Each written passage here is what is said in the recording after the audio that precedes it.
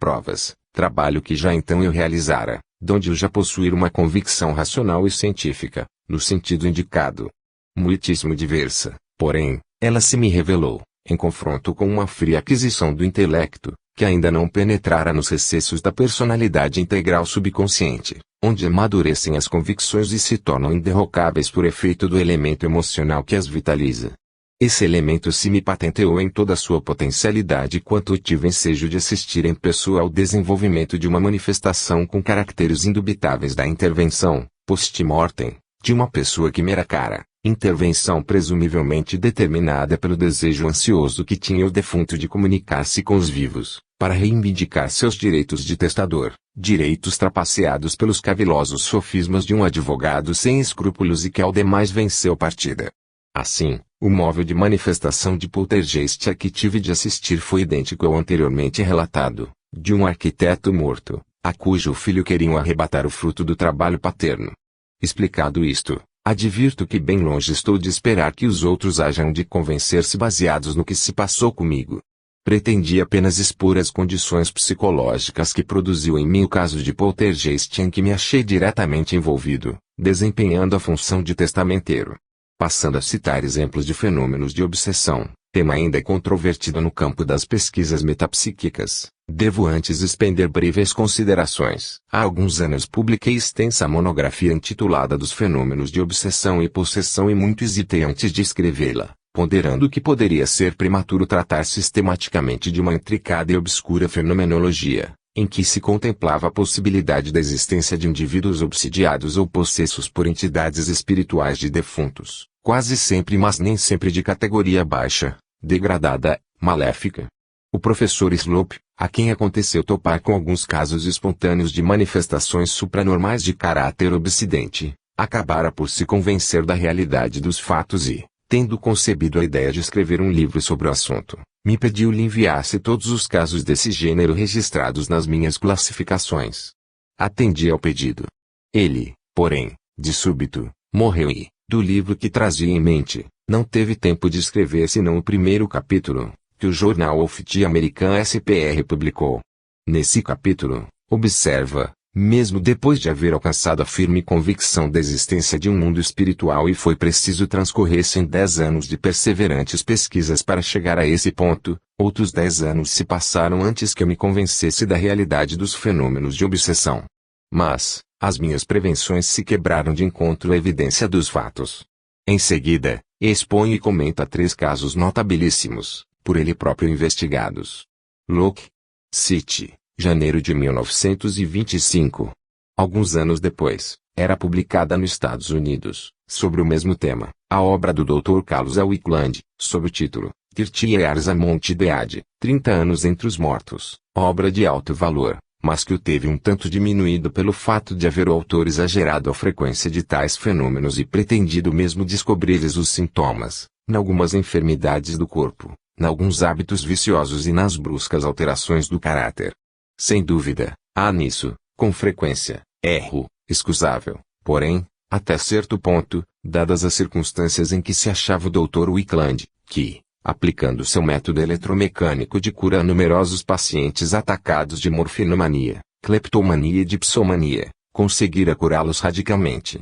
Como quer que seja, os resultados que ele conseguiu são importantes, devendo-se, ao demais, reconhecer que, para obtê-los, contribuiu eficazmente à mediunidade da sua consorte, embora isso não baste para provar a origem obsidiante dos casos de tal natureza, cuja cura se poderia atribuir como mais provável à bem conhecida eficácia das práticas de sugestão e autossugestão. Reconheço, todavia, que da obra de que se trata ressaltam numerosos episódios que a sugestão e a autossugestão seriam impotentes para explicar, porquanto de não poucos dentre eles repontam manifestas e espontâneas as provas da presença de entidades espirituais. Na minha monografia citei diversos desses notabilíssimos episódios. Aqui, no entanto, prefiro referir 2 casos devidos às pesquisas do Dr. Magnin, de Genebra, que apresentou sobre eles longo relatório ao Congresso de Pesquisas Psíquicas de Copenhague, resenha, página 128, relatório no qual expõe e comenta com critério rigorosamente científico alguns casos de curas notabilíssimas obtidas na sua clínica hipnótico e magnética. Escreve ele. Nestes últimos anos, entre os muitos doentes atacados de várias formas de neuroses e entregues aos meus cuidados por eminentes neurologistas e alienistas, quis a sorte se contassem alguns casos que parecem abrir novos horizontes à ciência terapêutica, pelo que me sinto no dever de dá-los a conhecer aos eminentes doutores e psicologistas que aqui se encontram reunidos, visto que são todos altamente competentes no assunto. Antes de expor, a título de exemplos, os 2 casos incluídos no relatório do Dr. Magnin, devo adiantar algumas considerações indispensáveis à compreensão do singular comportamento de algumas personalidades obsidiantes que aquele doutor conseguiu catequizar, levando-as a sincero arrependimento. Comportamentos singulares, com efeito, mas, ao mesmo tempo, muito instrutivos, porque, se analisam e comparam numerosos fatos desse gênero, forçoso é concluir que tudo concorre para demonstrar que, salvo casos excepcionais, o arrependimento dos espíritos obsessores é mera consequência de que as práticas mediúnicas e hipnóticas, pondo-os em contacto com os experimentadores, logram despertá-los mais depressa, tirando-os das condições de monoideísmo sonambúlico em que se achavam e operavam. Essas condições determinavam nos aludidos espíritos um estado permanente de credulidade análoga dos estados hipnóticos, ou dos que, durante o sono, sonham, de modo que, na ilusão de ainda estarem vivos e não conseguindo perceber a situação absurda em que os punha essas ilusões, continuavam a querer executar a mesma ação especial que constituía o monoideísmo de que eram presas.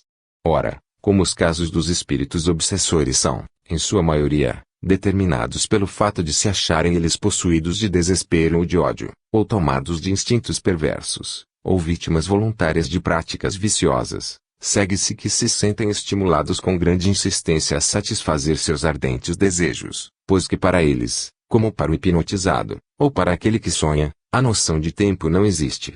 Assim, se lhes acontece ser atraídos para a órbita de um sensitivo que no seu próprio temperamento tem alguma afinidade com o monoideísmo que os domina, eles influenciam o vivo no mesmo sentido, instigando-o ao vício e aos excessos ou tornando-o aparentemente dementado. E tudo isso fazem mantendo-se responsáveis, ou quase, do mal que causam, do mesmo modo que um paciente hipnótico ou um sonâmbulo são irresponsáveis pelo que realizam.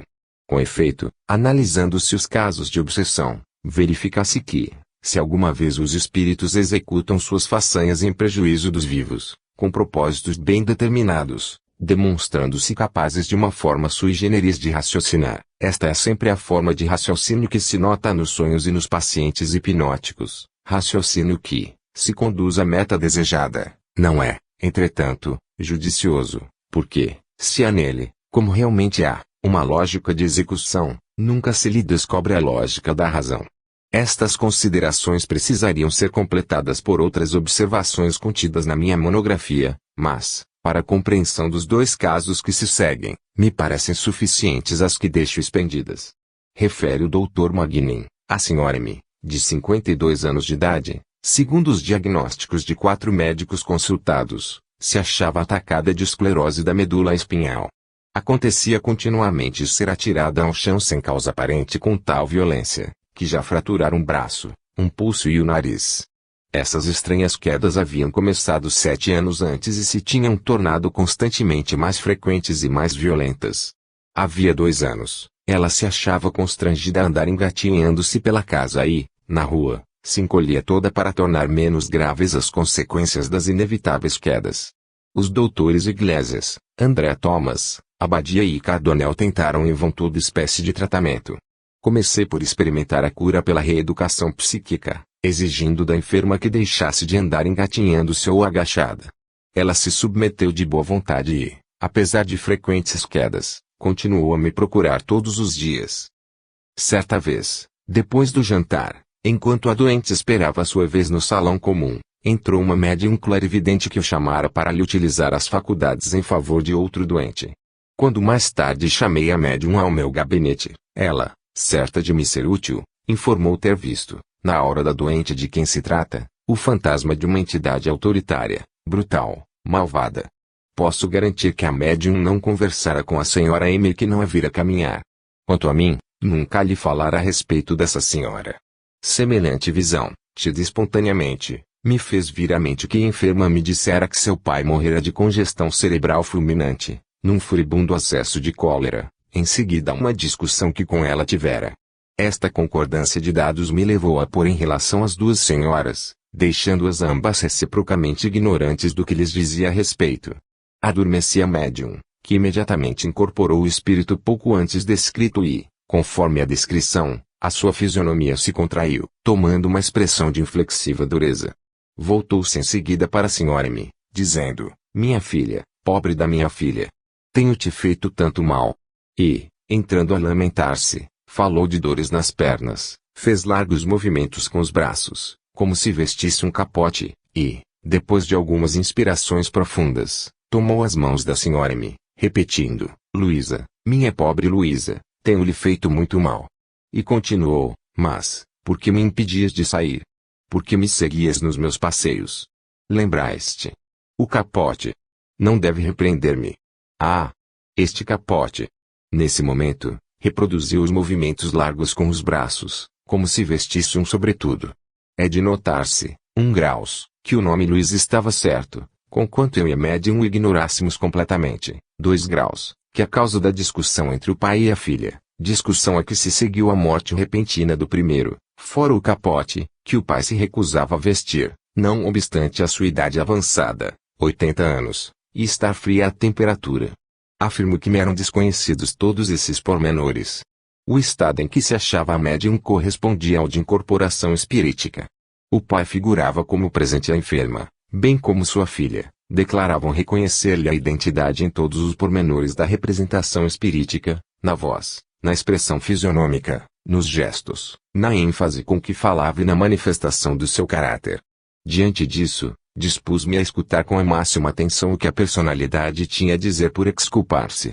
Disse que, durante muitos anos antes de morrer, sua filha o vexava com excessivos cuidados, precauções e resguardos, que ele sempre tomara à má parte os seus conselhos, considerando-os uma verdadeira usurpação de autoridade, pelo que jamais quisera submeter-se-lhes, assim como jamais quisera saber dos chamados progressos realizados no fim da sua vida, quais a eletricidade, os banhos, as modas e as comodidades modernas. E acrescentou: morri possuído da ideia fixa de que minha filha Luísa criava obstáculos à minha vida, à minha independência, impedindo-me de sair, de dar os meus passeios e, por isso, me vinguei dela, para lhe fazer compreender o seu erro.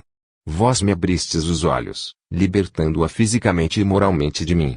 À vista do bom rumo que levavam os acontecimentos, tomei a iniciativa de falar e agir como um bom espiritista, exortando o espírito presente a extirpar de si aquele rancor injustificável e infundado, restituindo à sua filha a liberdade de caminhar.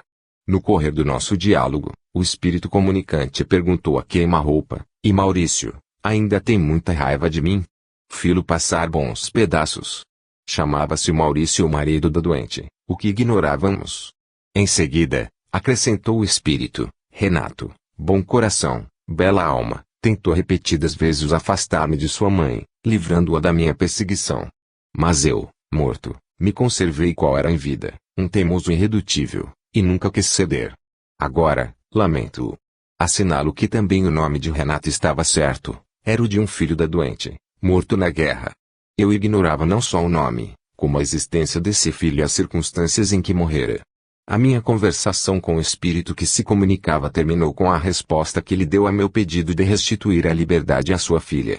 Voltou-se para Asti e disse-lhe: Luísa, estou disposto a abandonar, como espírito, a casa que foi minha, tal como a abandonei quando tinha um corpo. Terás de novo o uso das tuas pernas, eu me vou embora com o Renato. A médium despertou e estava para retirar-se, quando teve novamente a visão do mesmo homem autoritário e brutal, mas com a expressão fisionômica muito modificada, quase branda. Ela me fez dele a seguinte descrição textual: aparenta cerca de 78 anos, de tez uniformemente vermelho escuro, nariz longo e reto, olhos encurvados, pálpebras entumecidas, maçãs pronunciadíssimas, faces cavadas, fronte convexa, ossos do crânio em relevo e marcadíssimos, cabeça calva, cabelos brancos em coroa, sobrancelhas espessas, enormes, desgrenhadas em todos os sentidos. É um velho, mas bem constituído, e nada absolutamente encurvado. Calculo a sua estatura em 1,70 m. Vejo-lhe por cima da cabeça o número 1913. Era de exatidão maravilhosa essa descrição e o fato ainda mais notável se torna, porque o pai da enferma nunca consentiu em fotografar-se. A data 1913 correspondia ao ano de sua morte. Perguntei, com relação a a data precisa, e a médium respondeu, 17 de dezembro. A data exata, porém, era 18 de dezembro de 1913.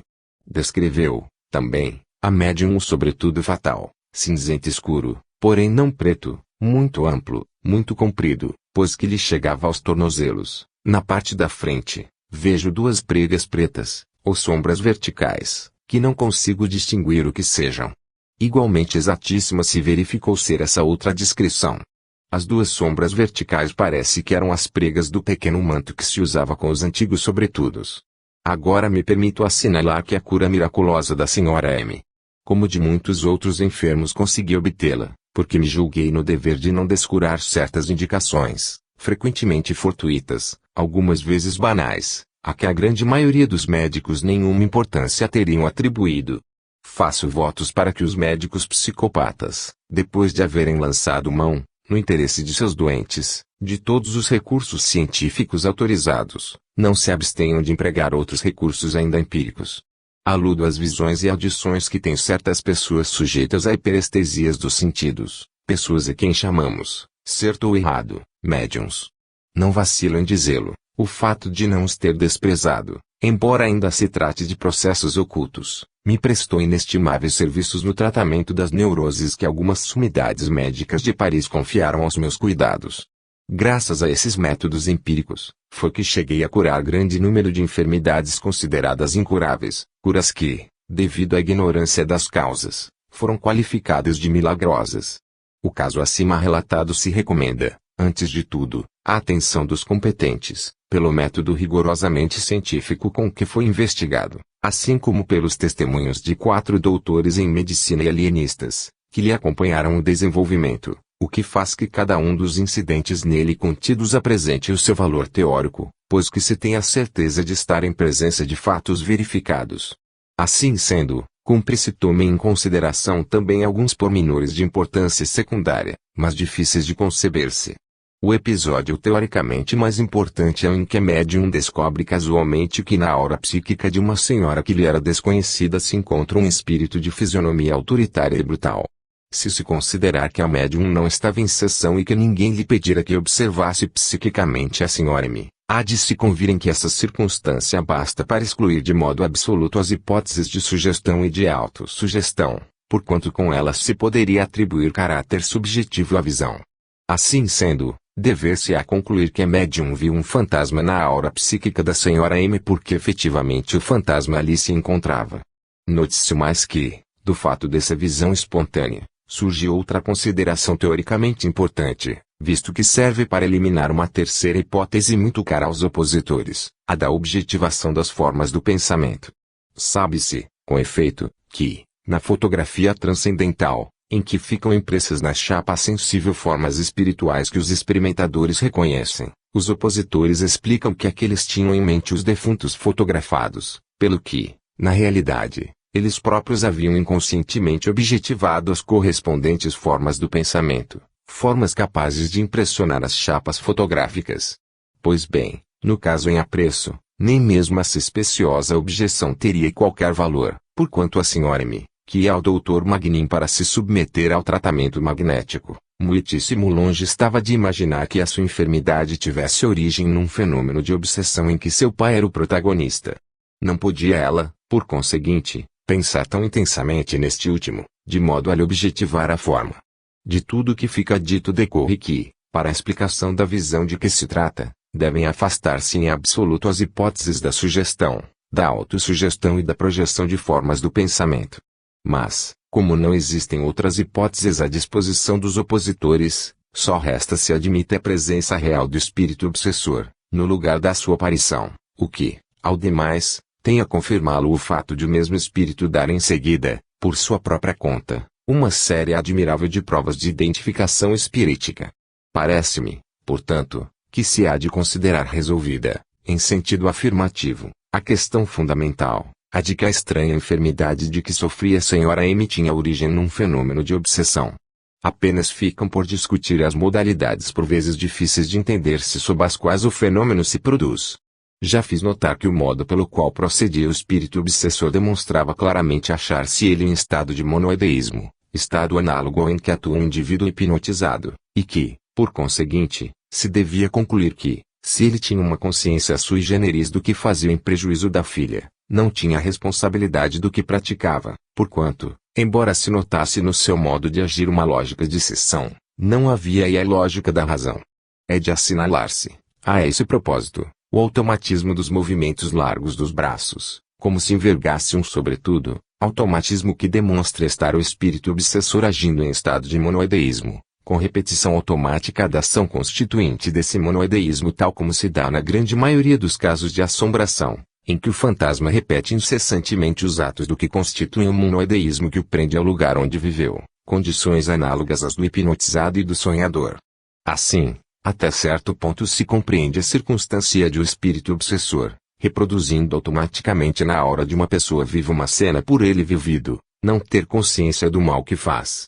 No caso aqui considerado, dever-se-ia dizer que o espírito obsessor, reproduzindo automaticamente dentro da aura psíquica da filha a cena do capote que lhe custara a vida, repelia com tal violência, imaginária, a mesma filha, quando insistia para que ele o vestisse, que lhe causava inconscientemente contínuas quedas.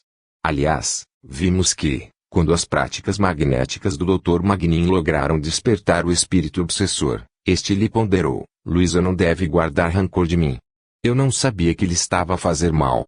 Foi o Senhor que me abriu os olhos, libertando-a fisicamente e, a mim, moralmente. Afigura-se-me, pois, que o caso em apreço demonstra de forma experimentalmente manifesta a existência dos fenômenos de obsessão, visto que as únicas hipóteses naturalísticas à disposição dos opositores para explicarem o incidente fundamental da visão do fantasma por parte da médium, as hipóteses da sugestão, da autossugestão e da projeção de formas do pensamento, são absolutamente inaplicáveis ao aludido incidente. Este outro episódio, tirado também do relatório do Dr. Magnin, apresenta a preocupante questão das obsessões de um ponto de vista diverso, que evidencia a necessidade científica e humanitária de pesquisar-se a fundo a mesma questão. Escreve aquele doutor, a senhora G., de 25 anos de idade, sofria de cefalgia periódica, com a qual lhe vinha um obsediante impulso ao suicídio. Não apresentava taras físicas, mas, pelo lado psíquico, deixava muito a desejar, era emocionável, imaginosa, sugestionável. Insistia principalmente num sintoma de pressão angustiosa na nuca, de fazê-la enlouquecer, acompanhada de uma sensação intolerável de peso sobre as espáduas. O fato mais grave consistia que, quando tais sintomas se manifestavam, ela se sentia fortemente impelida ao suicídio. Submetida por mim a um interrogatório íntimo, a doente me informou que antes do seu casamento, fora cortejada por um oficial estrangeiro que ela amava, mas com quem seus pais não consentiram se casasse. O oficial acabara por engajar-se na legião estrangeira e em breve morria. Foi pouco depois desta morte que começaram seus males, com a propensão obsedante para o suicídio. Concluí dessas informações que, indubitavelmente, a ideia obsedante se ligava à morte do oficial amado e me pareceu que se impunha, antes de tudo, um tratamento psicoterápico. Muitas conversações demoradas com a doente, em estado de vigília, nenhum resultado deram. Tentei então a sugestão em estado de hipnose, mas inutilmente. Afinal, experimentei a psicanálise do conteúdo subconsciente da sua psique, valendo-me de todos os métodos conhecidos, porém não cheguei a descobrir novos elementos capazes de esclarecerem a situação. Entretanto, era urgente salvar aquela moça fatalmente condenada ao suicídio, visto que, mais cedo ou mais tarde, sem dúvida cederia à obsessão que a dominava. Apeguei-me, pois, a um último recurso e, à revelia da enferma, fiz intervir uma vidente que, por várias vezes, me deixara estupefato com a nitidez das suas visões e com as suas descrições de personalidades de defuntos, com respeito às quais tive frequentemente ensejo de verificar a identidade. Mal penetrou no aposento onde a enferma jazia profundamente adormecida, a vidente me descreveu um ser que parecia agarrar-se às costas da paciente. Sem deixar transparecer o meu espanto e o imenso interesse que ligava a essa visão, pedi à vidente que me descrevesse a posição exata em que vi o ser para mim invisível. Ela o fez nestes termos: com a mão direita ele aperta a nuca desta senhora e com a esquerda cobre-lhe a fronte. Em seguida, com a voz sufocada pela emoção, exclamou: Ele se suicidou e quer que a senhora se lhe vá juntar. A outro pedido que fiz, descreveu o semblante, a estranha expressão do olhar e o caráter do ser que estava vendo. Eu a escutava com crescente interesse e, embora séptico, limitei o exemplo, pondo-me a conversar com aquele ser hipotético, como faria um fervoroso discípulo de Allan Kardec. A médium mantinha fixo a olhar sobre a doente, transmitindo-me as respostas do espírito perseguidor. Foi longa e muito movimentada a conversação. As respostas do espírito denotavam uma natureza violenta, apaixonada, obstinada. Por isso mesmo, a despeito do meu cepticismo, experimentei uma sensação de verdadeiro alívio quando a médium me disse que as minhas calorosas exortações acabaram convencendo o espírito perseguidor que, compadecido da sua vítima, se comprometera a não persistir nos propósitos delituosos que alimentava, deixando-o em paz. Só 2 horas depois de ter sido médium foi que despertei a paciente, de sorte que ela até ignora a existência da primeira. Naturalmente, não lhe dei palavras sobre o que ocorrera, o que tudo era preciso ignorar-se para sempre. Ao despedir-se de mim, notei que pela primeira vez se sentia muito aliviada de espírito, observação animadora, que acolhi com verdadeiro júbilo. 2 dias depois, a paciente se apresentou no meu consultório literalmente transformada, tanto na expressão do semblante, quanto na maneira de proceder e, até, no toalete. Tudo nela demonstrava mudança completa quanto ao modo de pensar. Declarou-me, com efeito, que de um momento para outro recuperara o seu caráter anterior, renascerá-lhe a jovialidade perdida e lhe voltar o gosto pela arte e pela literatura. Após a memorável sessão, tão fecunda em resultados práticos, a senhora G nunca mais teve a sensação de pressão na nuca, nem a sensação física de um peso sobre os ombros, nem tampouco a obsessão psíquica do suicídio. A saúde se lhe tornou perfeita em todos os sentidos e, ultimamente, fui informado de que agora é mãe ditosa de 2 gêmeos vigorosos. Ainda desta vez me abstive de tirar uma conclusão qualquer do caso exposto. Limito-me a referir escrupulosamente fatos. Julgo, entretanto, dever novamente recordar que a senhora G estava fatalmente destinada ao suicídio e que para restituí-la à vida bastou que eu não cerrasse os olhos diante de um fenômeno de evidência, sob o especioso pretexto de que se tratava de uma manifestação inexplicável. Não devemos, ao contrário, ver em tudo isso um dos mais belos resultados a que já nos conduziram as pesquisas sobre os fenômenos psíquicos. Assim falou o Dr. Magnin. Em outros relatórios que publicou sobre essa mesma ordem de fenômenos, exprime-se de modo a deixar transparecer sua convicção íntima de que os fatos dessa natureza só são explicáveis mediante a hipótese da obsessão espirítica. Contudo, na reunião solene do Congresso de Copenhague, onde defrontava eminentes homens de ciência que, embora persuadidos da existência das manifestações metapsíquicas em geral, se conservavam, em sua maioria, sépticos, ou, mesmo, hostis, no tocante à hipótese espírita, ele não só se absteve de expender a sua opinião acerca dessa hipótese, como, relativamente ao caso em questão, assinalou que o fato de a vidente ter visto um espírito obsessor em atitude correspondente aos sintomas de que a enferma se queixava tendia a fazer supor que, em tal circunstância, a ideia obsedante era tão intensa, que criava uma forma pensamento perceptivo ao médium. Como estou certíssimo de que o Dr. Magnin não crê nessa interpretação dos fatos, apresso-me a declarar que as considerações mais ou menos elementares que se seguem eu não as formulo para instruir sobre o assunto quem já o conhece a fundo, mas para servir aos leitores que, não sendo bastante versados sobre a técnica das manifestações metapsíquica, não chegarão talvez a discernir por que razões é insustentável a interpretação aventada. São as seguintes as principais razões. 1 graus porque as formas pensamento, consistindo em vagas representações efêmeras, ou em simulacros fluídicos, não podem tomar parte ativa numa conversação, não podem ser catequizadas e não podem mostrar-se arrependidas de suas culpas. 2 graus porque, para que a enferma objetivasse o defunto, fora preciso se verificassem 2 circunstâncias de fato, uma, que ela cresce na existência dos fenômenos de obsessão, a outra, que estivesse convencida de que quem a obsedava era o seu namorado defunto. Ora, ela nunca se ocupara de pesquisas psíquicas, ignorava tudo o que lhes diz respeito e estava muitíssimo longe de relacionar com aquele defunto os impulsos, que a dominavam, para o suicídio.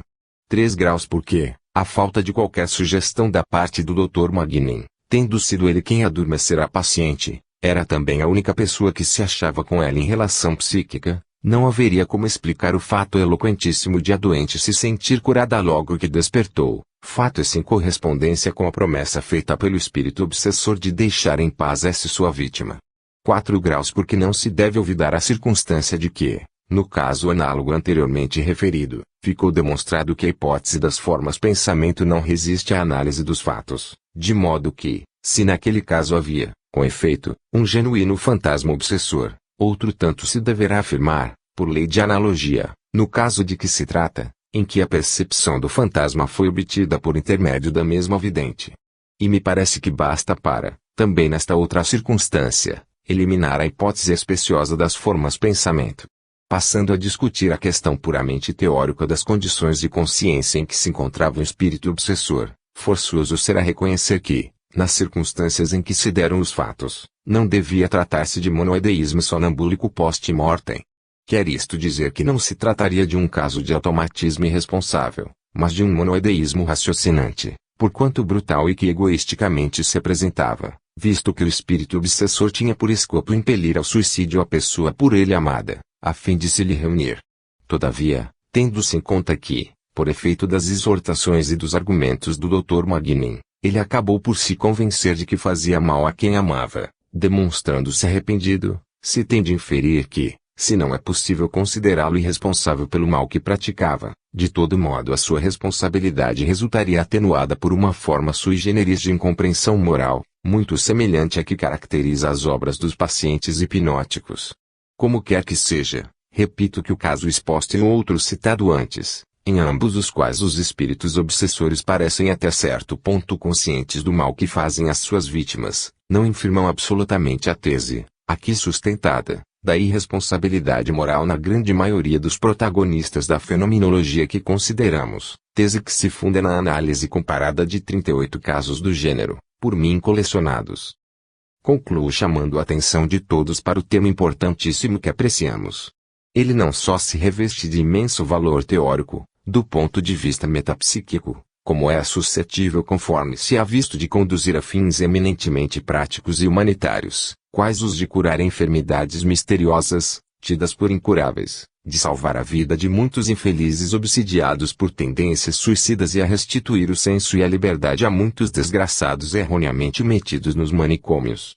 Agora, referirei e comentarei alguns exemplos de aparições de defuntos após certo tempo de suas mortes. Trata-se de uma categoria de manifestações que, quando observadas coletivamente e sucessivamente por várias pessoas, excluem, de modo absoluto, as hipóteses da sugestão, da autossugestão e consecutivas objetivações alucinatórias, resultando muito particularmente eficazes em sentido espiritualista.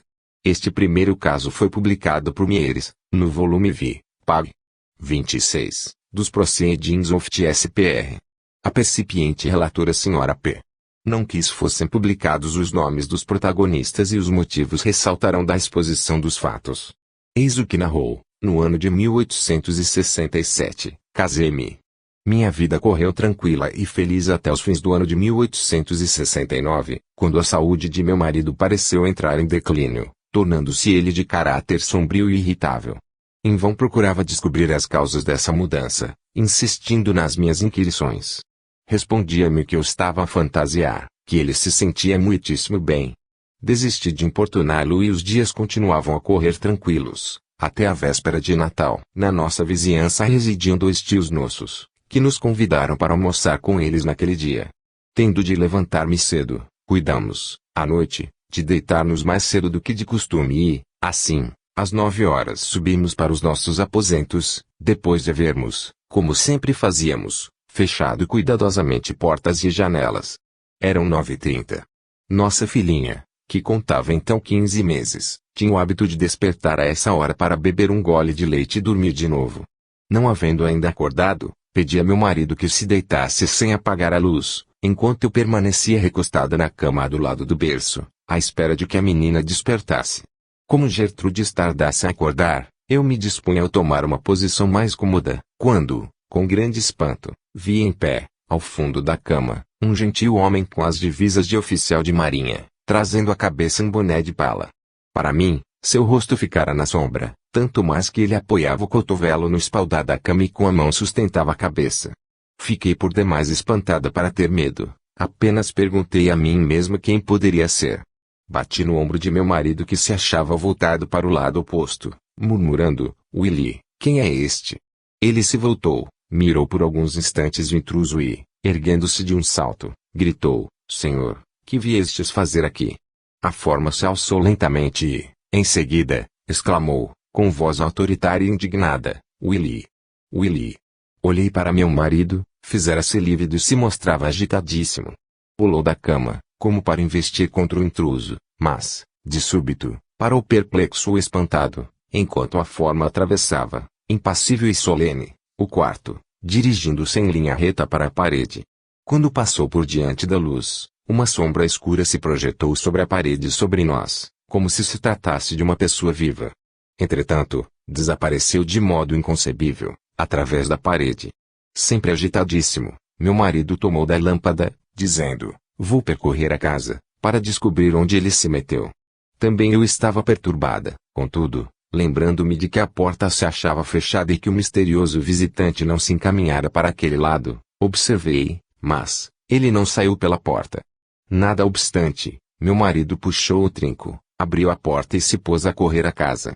Tendo ficado só, pensava comigo mesma. Vimos uma aparição. Que nos anunciará? Talvez meu irmão Arthur esteja mal. Ele era oficial de marinha e andava em viagem pelas Índias. Sempre ouvi dizer que sucedem coisas dessas. Pensava e tremia, apertando ao peito minha filha, que despertara, até que, por fim, meu marido reapareceu, ainda mais lívido e agitado. Sentou-se à borda da cama, cingiu-me com o braço e sussurrou: Sabes quem foi que vimos? Sim, respondi um espírito, temo que se trate do Arthur, mas não lhe vi o rosto. Ele retorquiu: Não, era meu pai. O pai de meu marido morrera, havia 14 anos. Quando moço, fora oficial de marinha, depois, por motivos de saúde, deixara o serviço antes do nascimento de meu marido, que apenas uma ou duas vezes o vira fardado. Quanto a mim, nunca o conheci.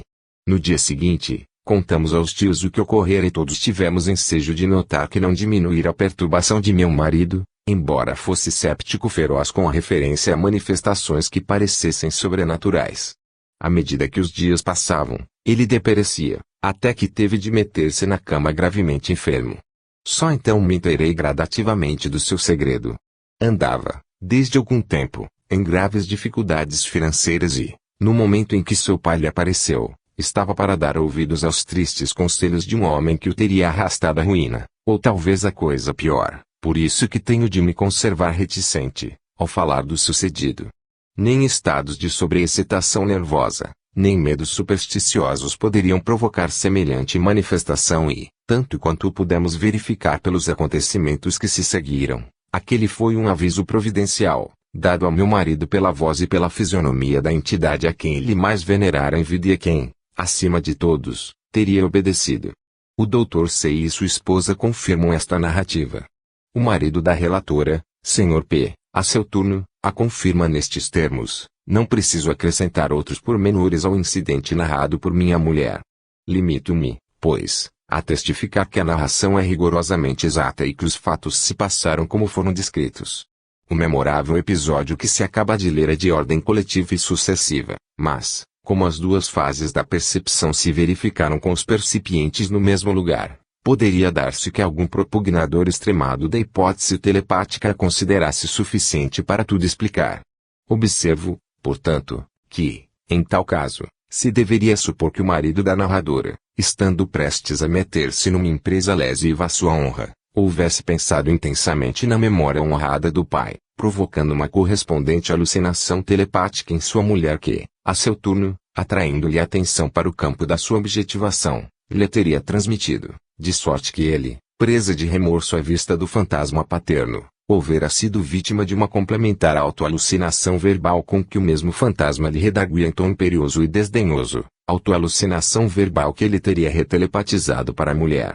Como se vê com acento circunflexo, tratar-se-ia de uma explicação tão fantástica, contorcida e absurda, que qualquer pessoa sensata se negaria a discuti-la. Excluída, portanto, tem que ser a explicação telepática.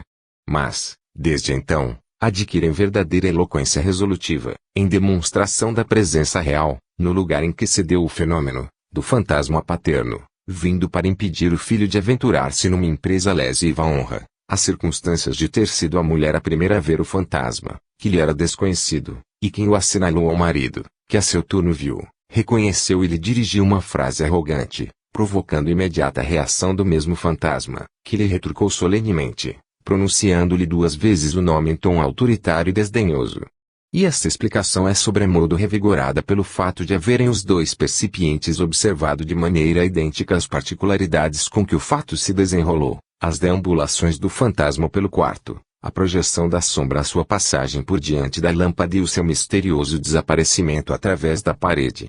Ressalta daí evidente a enorme importância dos casos desta natureza, do ponto de vista adotado no presente capítulo, em que se propugna a grande verdade de que a demonstração experimental da existência e sobrevivência do espírito humano, longe de depender exclusivamente da identificação dos defuntos, tendo por base as informações pessoais que eles fornecem, como constantemente o subentendem os opositores nas suas conclusões animistas, se tunda, ao contrário, inabalavelmente, numa imponente série de manifestações supranormais de toda a espécie, entre as quais devem também se ter na devida conta as a que aludem os opositores, isto é, as informações que fornecem os defuntos que se comunicam. Não nos esqueçamos, porém, de que as manifestações dessa espécie não representam mais do que simples unidade de prova, entre as variadíssimas unidades de prova anímicas e espiríticas resultantes da coletânea de casos supranormais e convergentes todos para a demonstração experimental da sobrevivência humana. Ter-nos-emos entendido desta vez? Tomo este segundo episódio ao vol. V. Pag. 440, dos Proceedings of TSPR. Quem o relatou, a Sra. LH, era pessoalmente conhecida de F.W. Mieres, que, a pedido, lhe calou o nome. A Sra. LH refere que no dia 24 de junho de 1874, época em que contava 8 anos, deu-se o falecimento de sua mãe na residência familiar em Malta e que, por lhe respeitarem a vontade, seu sepultamento foi retardado até ao 7º dia de sua morte. Daí, prossegue, assim, na noite daquele dia, era sufocante o calor e calmo o tempo. Havia-me levado para a cama mais cedo do que de costume, mas as janelas estavam abertas e a noite era tão bela que o quarto parecia suficientemente iluminado. A porta que dava para a sala estava semi-aberta, de modo que eu percebi a sombra da governanta curvada sobre o seu trabalho e ele contemplava as mãos a ir e vir com irritante monotonia, até que, por fim, adormeci. Passou algum tempo acordei, voltando-me para o lado da janela, vi minha mãe, de pé, ao lado da minha cama, a contorcer as mãos, chorando. Não me achava suficientemente desperta para no momento me lembrar de que ela morrera, tanto mais que costumava frequentemente velar junto de mim, quando eu dormia. Por isso, exclamei em tom muito natural, por que choras, mamãe? Depois, lembrando-me do que acontecera, pus-me a gritar. A governanta correu de pronto e começou a orar e a chorar. Quase ao mesmo tempo chegou meu pai pelo lado oposto e eu ouvi exclamar, Júlia. Minha dileta Júlia. A essas palavras, minha mãe volveu o olhar para aquele lado, depois, olhou-me e, contorcendo novamente as mãos em sinal de dor, se encaminhou para a sala e desapareceu. A governanta disse, em seguida, que a sentira distintamente passar a seu lado, mas era tal o estado de terror em que se mostrava que não se lhe podia dar valor ao testemunho. Meu pai lhe ordenou que o se retirasse, depois do que se dirigiu a mim, dizendo que eu sonhara e não se foi dali enquanto não adormeci de novo. No dia seguinte, entretanto, ele me confessou que também tivera a visão e esperava tê-la novamente, prevenindo-me de que, se mamãe me aparecesse outra vez, eu não devia amedrontar-me, antes devia dizer-lhe que o papai deseja falar-lhe, o que prometi fazer fielmente. Inútil acrescentar que ela nunca mais apareceu. Muitos anos passados, falando-se de tal aparição, meu pai me declarou que minha mãe lhe prometera muitas vezes que, se fosse possível, lhe apareceria depois de morta. A Sra. M.S.H., segunda esposa do pai da Sra. L.H., já falecido, confirma a narração acima, como também la de I., amiga de L.H. e conhecida pessoalmente de Mieres.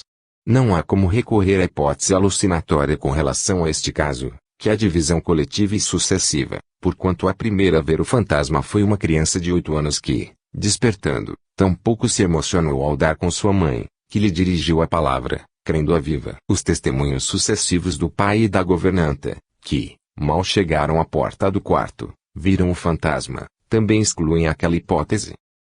Além disso, a circunstância de o defunto volver olhar para o marido, quando este a chamou pelo nome, e em seguida olhar amorosamente para a filha, prova de que também não se tratava de um simulacro subjetivo projetado telepaticamente pelo espírito da morta, mas da sua presença espiritual naquele lugar.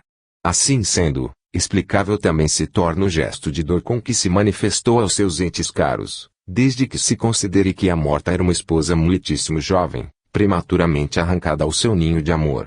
Os acontecimentos desta natureza são de uma eloquência tal, em sentido espiritualista, que o próprio Dr. Eugênio Osti, adversário tão pouco sereno da hipótese espírita, que faz pensar nas bandeirolas vermelhas que enfurecem os touros nas touradas espanholas, o próprio Dr. Osti fica embaraçado, quando lhe acontece ter de aludir a casos de aparições de defuntos, algum tempo depois de suas mortes, percebidas coletiva ou sucessivamente por muitas pessoas. Ele então foge à dificuldade, dizendo, compreende-se que, qualquer que ela seja, a explicação que se imagine carecerá de base sólida, quando se trate de projeções alucinatórias do tipo aparições que se manifestem, transcorridos meses ou anos após a morte daquele que aparece, tanto mais se, como às vezes acontece, ele fala ou desempenha encargos que assumiu em vida, que os percipientes desconhecem e que resultam verídicos, ou dá ao percipientes um conselho proveitoso.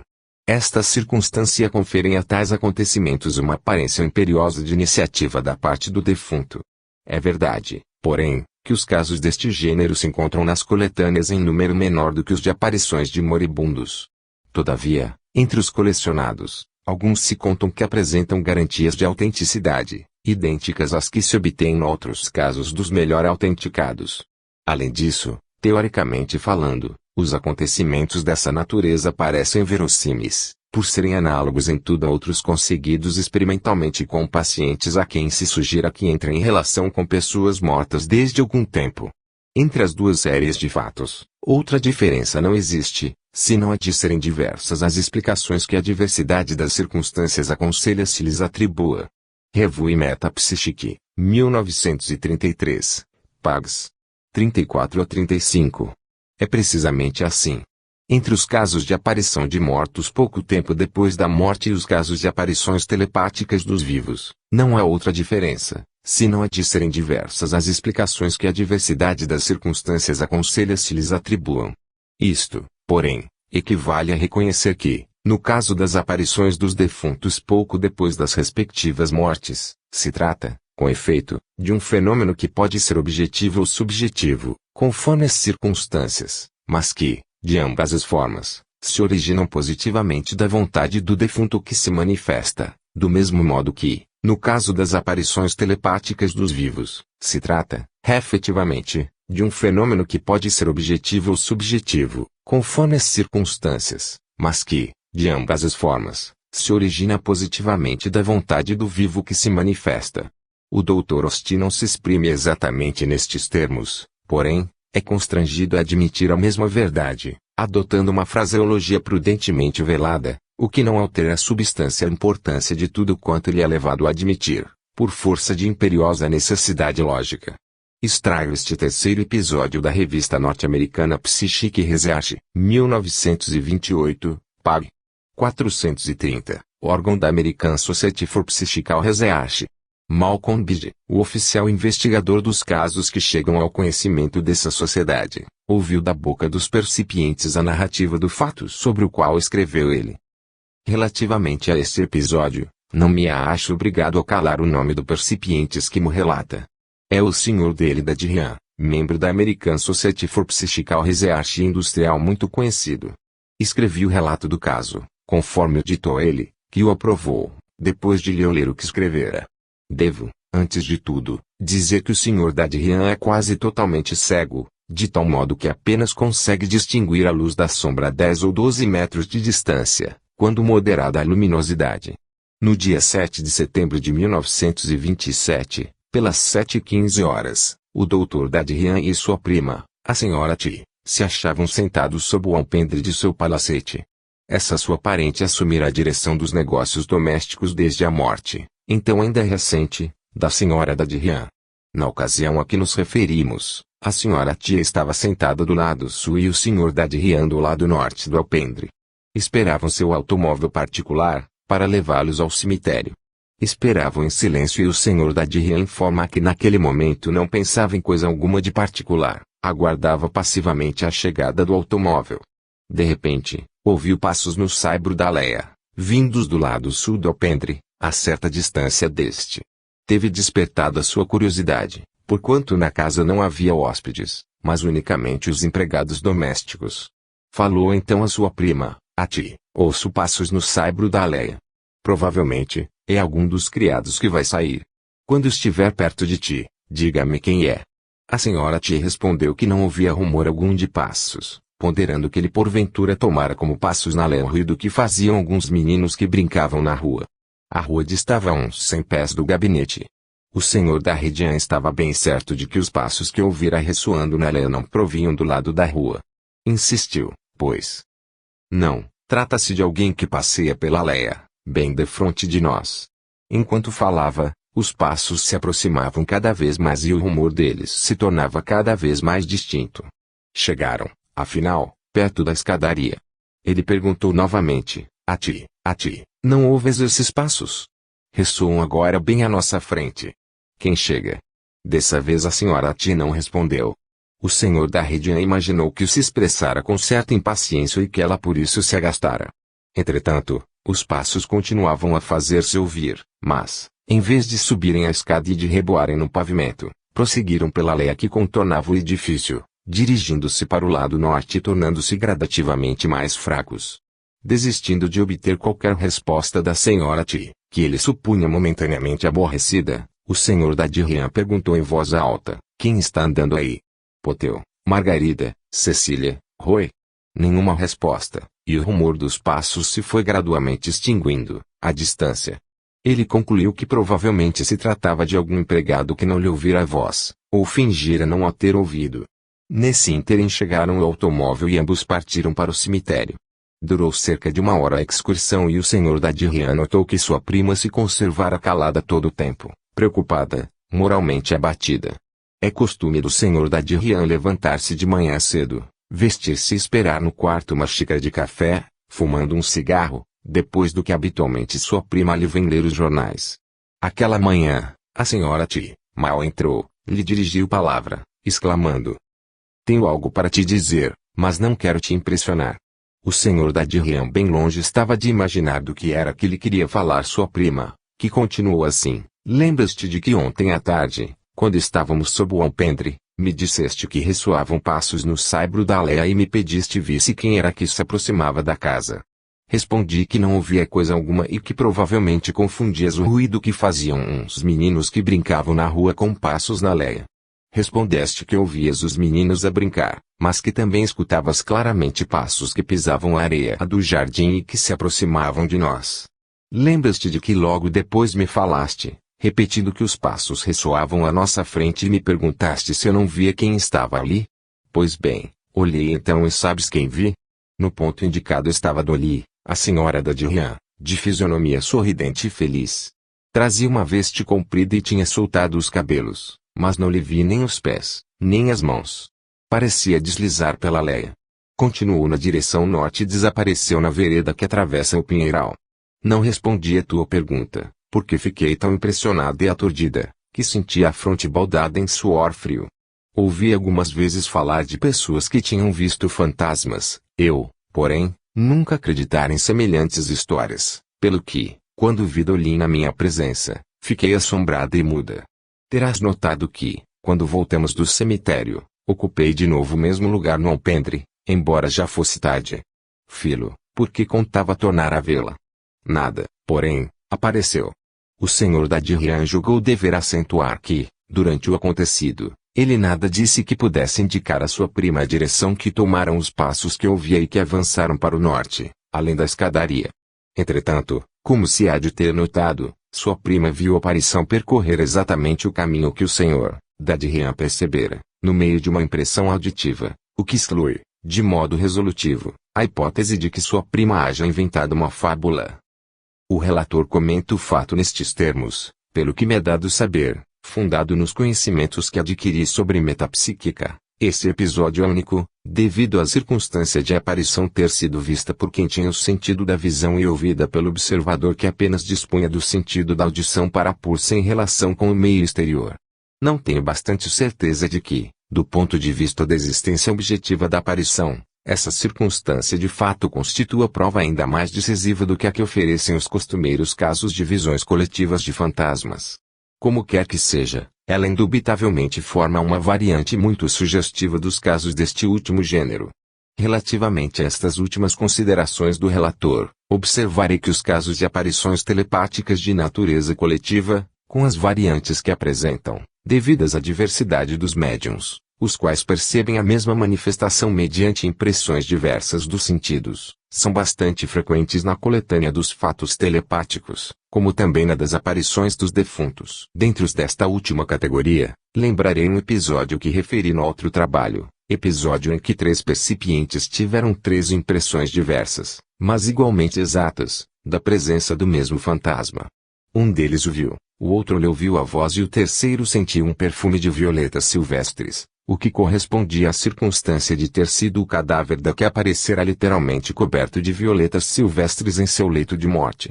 Todavia, o caso aqui considerado é realmente único, pela particularidade seguinte: aquele dos percipientes que pressentiu a presença do fantasma por uma impressão auditiva não poderia percebê-lo de outra maneira, dado que era cego.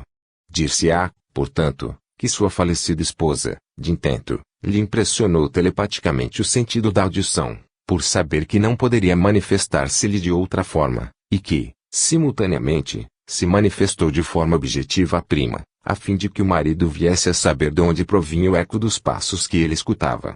Conseguiu assim a morta que as impressões dos 2 percipientes se completassem recíproca e admiravelmente com a particularidade, também importante, de perceberem ambos o caminho por ela percorrido, de sorte a dar-lhes e ao mundo dos vivos uma prova incontestável da sua sobrevivência. Devo, além disso, acrescentar que, do ponto de vista de quem propugna a presença espiritual, no lugar do fenômeno, de bom número de fantasmas telepáticos e de aparições de defuntos, o episódio em questão é mais demonstrativo, nesse sentido, do que aqueles em que a percepção dos fantasmas, embora coletiva, é unicamente visual, porquanto o outro contém em si 2 provas distintas, que convergem para tal demonstração. Em suma, no caso de que ora tratamos, a presença espiritual da defunta, no local da sua aparição, parece confirmada pela circunstância de o fantasma haver sorrido para seus parentes, sinal de que não era uma projeção puramente telepática do pensamento da morta. De todo modo, compreende-se que, quando mesmo se propendesse para esta última explicação, a gênese do caso não mudaria, visto que se trataria, ainda e sempre, de uma defunta a projetar telepaticamente a visão do seu simulacro ausentes que lhe eram caros, com o escopo de informá-los da sua sobrevivência. Tom Lolid, 1923, pág. 729. Este 4º episódio quem o refere é Sir William Barrett, físico célebre, membro da Royal Society e fundador da Society for Psychical Research. Trata-se de um episódio notabilíssimo, no qual o fantasma de um pastor anglicano foi visto por 5 pessoas numa igreja de Dublin, onde ele oficiara durante 50 anos. Sir William Barrett escreve assim o fato, poucos dias depois da morte do cônego Carmichael meu amigo íntimo, ele foi visto a subir os degraus do púlpito de uma igreja de Dublin, onde pregara durante 50 anos. Apareceu revestido de sobrepeliz e capa. 5 pessoas o viram colocar-se ao lado do seu sucessor o reverendo R. Murray quando este pregava sobre o tema da sobrevivência. Disse-me o reverendo Murray que nada vira, mas que tivera a sensação de uma presença invisível, sensação a que nenhuma importância houver atribuído ao cabo das 2 horas do serviço religioso, se 3 senhores e uma senhora não tivessem acorrido a narrar-lhe o que tinham visto, antes mesmo que houvessem falado a respeito com outras pessoas. Achavam-se os 4 em pontos diversos da igreja e 3 deles não se conheciam. A essas testemunhas uma quinta se veio juntar, na pessoa da senhora Dishon, filha do cônego Carmichael, que logo depois do serviço religioso contou que vira a um amigo e ao marido, ignorando absolutamente que outras pessoas houvessem percebido o fantasma de seu pai. Ressalta absurda qualquer suspeita de um embuste combinado e por trás do púlpito não havia objeto algum que pudesse produzir uma ilusão de tal natureza.